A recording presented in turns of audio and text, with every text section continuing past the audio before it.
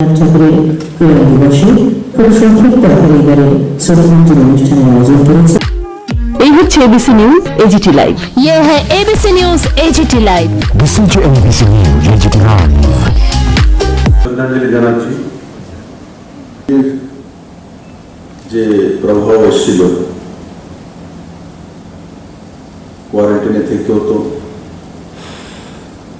হসপিটালে আমরা ব্যবস্থা করেছি বা প্রাইভেটভাবে কোনো ব্যবস্থা নিজের বাড়িতে, সেও সময় অসুবিধা হলো। রাতে গেস্ট হাউসে গেলাম, সরকারি বসলাম, বুকস রাখানো বলি 1 ঘন্টা দেরি হবে। তো হঠাৎ করে বুকসটি দেখে আমি হাত লাগাতে গেলাম।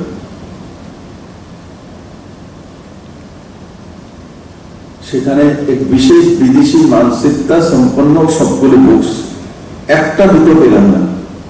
যে বঙ্কিমচন্দ্রের পাওয়া যায়, রবীন্দ্রনাথ ট্যাগরের একটা না দুইটা ছিল, বাকি কার কার নাম আমি বলবো না। কিন্তু আমি চাইছিলাম যে সেখানে হয়তোবা রানা প্রতাপের বুকস পেতে পারি, শিবাজীর বুকস পেতে পারি, গান্ধীজির বুকস পেতে পারি, তারপর ভারতীয় যে রাজা মহারাজারা শ্রেষ্ঠত্ব যারা সম্রাট অশোকের পেতে পারি, গৌতম বুদ্ধার পেতে পারি, বা কোন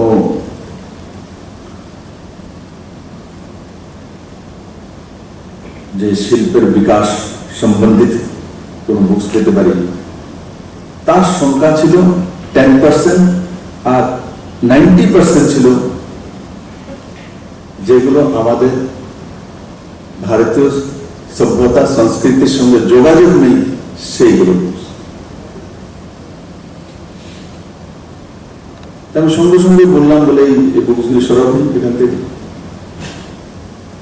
এখন কেউ যদি সেখানে রাত্রি বাস করে বা থাকেন, সে উঠে ওই বুকসগুলি পড়বে।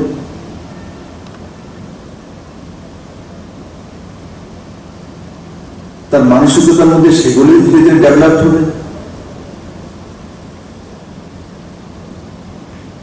আমরা ভারতবর্ষে আমরা কারোর সংস্কৃতিকে অশ্রদ্ধা করি না, পুরো দুনিয়াতে প্রমাণিত।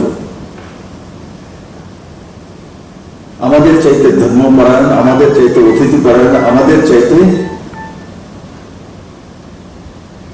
উদার মানসিকতা পুরো দুনিয়াতে কোথাও নেই,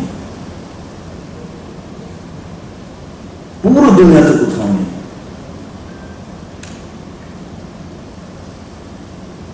আমাদের যে কোনো গুরু হোক, যে কোনো সংস্কৃতিতে ভারতবর্ষের আলাদা আলাদা ধর্মগুরু বা যারাই রয়েছেন, আপনি প্রত্যেকটার মধ্যে দেখবেন উদারতা, মাফ করে দেওয়া। সে গৌতম বুদ্ধ হোক, সে মহাবীর হোক। তারপর যদি আমরা আরো নিচের দিকে ধীরে ধীরে চলে আসি, সে অনুকূলচন্দ্র ঠাকুর হোক, সে রামকৃষ্ণ পরমহংসদেব হোক, সে রাম ঠাকুর হোক, এমনকি আমাদের এখানে ভক্ত কাঠিয়া বাবার ভক্ত হয়, সাই বাবার ভক্ত হয়। তারপরে আরো ছোট ছোট জায়গাতে গুরু মহাগুরুরা রয়েছেন, ঋষি মুনি। আপনি প্রত্যেকটা দেখলে একটা জিনিস পাবেন, ভারতের মধ্যে যারা জন্মেছে তাদের প্রত্যেকের মধ্যেই উদারতা, মাফ করে দেওয়া, ব্রডনেস, এগুলো ভারত ছাড়া দুনিয়ার অন্য প্রান্তে নেই, দুনিয়ার অন্য প্রান্তে নেই। বহুকাল যাবৎ আপনারা বিচার মন্থন করছেন, মঞ্চ আছেন। আমি এটাই বলবো, যেটা আমি বললাম যে কোভিডের প্রভাব 1-এ 1500 বুক বের করতে আগরতলা থেকে আমার অসুবিধা হয়ে গেছে। তার পেছনে ভেবে দেখা উচিত কেন সেটা হলো। তখন আমরা বাস্তব চিত্রটা খুঁজে পাবো। আমাদের কাছে যতই ইনফ্রাস্ট্রাকচারাল ডেভেলপমেন্ট হোক না কেন, ইন্ডাস্ট্রিয়াল ডেভেলপমেন্ট হোক না কেন, জুড়ে রাখে আমাদেরকে সংস্কৃতি। আমার বাড়ির সামনে দিয়ে 2 লেন ব্যাক শোল্ডার রোড হয়ে গেল, আমি সাই সাই করে বেরিয়ে যাই, অন্যের বাড়ির সামনে দিয়ে নেই, এটা কিন্তু অন্যের সঙ্গে আমাদের জোড়ে না। যখন আমি রবীন্দ্রসঙ্গীত গাই, সে গ্রামের কোনো ঘরের মধ্যে হারমোনিয়াম বা নিয়ে কোনো বোন যখন গাইছে, খোলো খোলো দ্বার রাখিও না আমার বাহিরে আমায় দাঁড়িয়ে, তো সেটা আগরতলা তো প্ল্যাটফর্মটার যে 2 লেন রোড আছে তার সঙ্গে যে বোন আসবে সেই গান গাইবে। অমরপুরে একটা কাঁচা রাস্তার সঙ্গে বাড়ি যে সেই গানই গাইবে।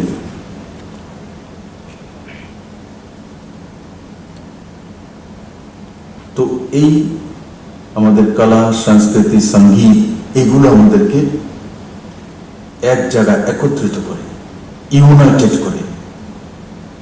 এগুলো যত বেশি আমাদের ব্যবস্থার মধ্যে থাকবে তত বেশি আমরা ইউনাইটেড থাকব, এক মানসিকতা থাকবে। আর যখন ইউনাইটেড থাকি, এক মানসিকতা থাকে, তখন সে রাজ্যের ডেভেলপমেন্ট নিশ্চিত হয়। ডিভাইডেড মানসিকতা, ডিভাইডেড সমাজ, ডিভাইডেড কর্মসংস্কৃতি কোনোদিনই এক রাজ্যের পক্ষে সহায়ক নয়। আর ইনফ্রাস্ট্রাকচার সেগুলোকে একত্রিত করতে পারে না। যদি সাবরুমে ডেভেলপ করেছি তো বিলিয়নার লোক বলে সাবরুমকে বেশি দিয়ে দিয়েছেন, কিন্তু সঙ্গীতের মধ্যে সেটা নেই। হ্যাঁ, তার মধ্যেও আপনাদের ডিগ্রি আছে, কিন্তু গান সেটাই দেবে। স্বর হতে পারে, ডিফারেন্স হতে পারে কারণ সেটা সরস্বতী, সবাই তো লতা মঙ্গেশকর হয় না, কিন্তু সেই লাইনগুলি লতাও যে গাইবে, যদি আমিও গাই সেই লাইনগুলি সেগুলোই থাকবে।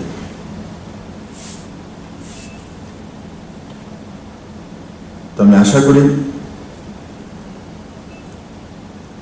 আপনারা যারা এখানে গুণীজনরা রয়েছেন, আপনাদের অনেক কর্মব্যস্ততা থাকে, নিজস্ব হয়তো চাকরি রয়েছে, ব্যবসা রয়েছে, বাণিজ্য রয়েছে, প্রফেশন একটা থাকবেই, রোজগার করতে হবে, পরিবার পালতে হবে, কিন্তু তার সঙ্গে সঙ্গে আপনাদের মধ্যে যে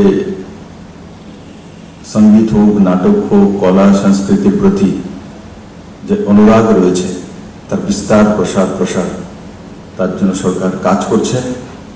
কিন্তু সেটাই সর্বোত্তম, সেটা আমি বলি না, আপনাদের সবার সহযোগিতা চাই। আপনাদের সকলকে নিয়ে সুন্দর ত্রিপুরা করতে চাই। কলা সংস্কৃতির বিকাশের সঙ্গে সঙ্গেই ইনফ্রাস্ট্রাকচারের যখন ডেভেলপমেন্ট হয় তখন রাজ্য এক নতুন দিশা যায়, আর সেই দিশায় ত্রিপুরাকে আমরা রবীন্দ্রনাথ ঠাকুরকে ইয়াদ করা, সেটা আমাদের জন্য অত্যন্ত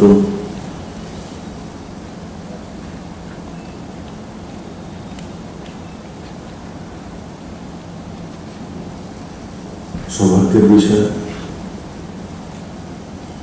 কিন্তু তার সঙ্গে সঙ্গে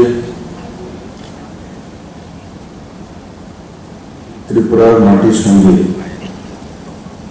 ওনার যে আত্মিক সম্পর্ক ছিল সেটাকে অনুভব করে ওনার কৃতিত্ব, ওনার কর্মনিষ্ঠা, ওনার পাণ্ডিত্য, ওনার সঙ্গীত, ওনার ব্যক্তিত্ব, এই সবগুলোকে যত বেশি সমাজ ব্যবস্থার মধ্যে আমরা তুলে ধরব তত বেশি জাতি জনজাতির এই মিলনস্থল ত্রিপুরা রাজ্যে সামূহিক লাভ হবে।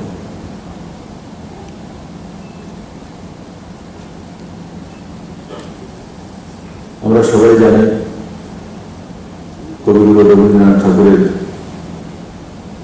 দুইটি গান দুই দেশের জাতীয় সঙ্গীতে স্থান পেয়েছে।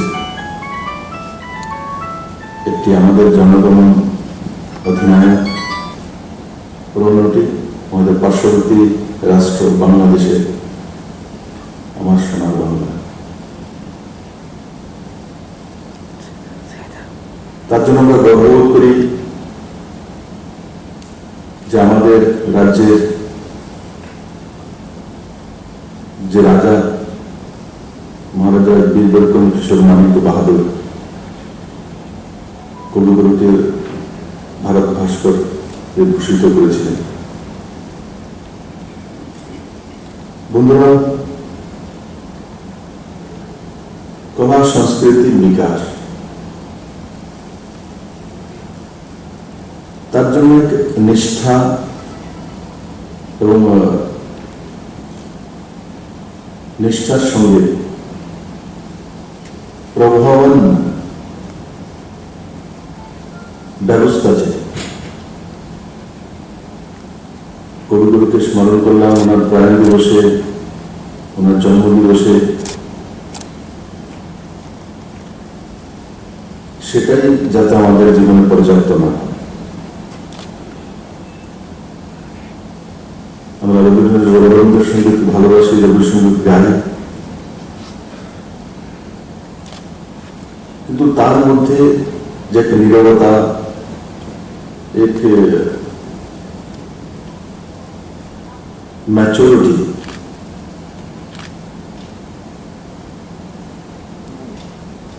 তা যাতে সমাজ ব্যবস্থার মধ্যে আসে। কারণ একটা ম্যাচিউর সমাজ ব্যবস্থা একটা সুন্দর রাজ্যের অস্তিত্ব তৈরি করে। এমনিতে মনে হলে যে ইনফ্রাস্ট্রাকচারাল ডেভেলপমেন্ট করলেই রাজ্যের উন্নয়ন হয়ে যাবে, স্কুল, কলেজ, রাস্তাঘাট,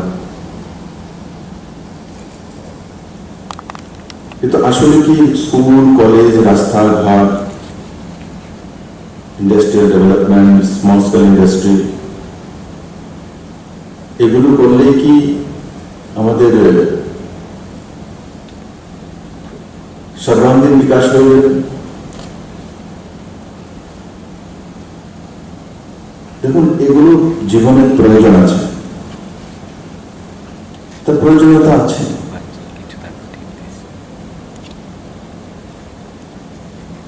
কিন্তু তার সঙ্গে সঙ্গে আমাদের ভারতীয় সংস্কৃতির বিকাশ,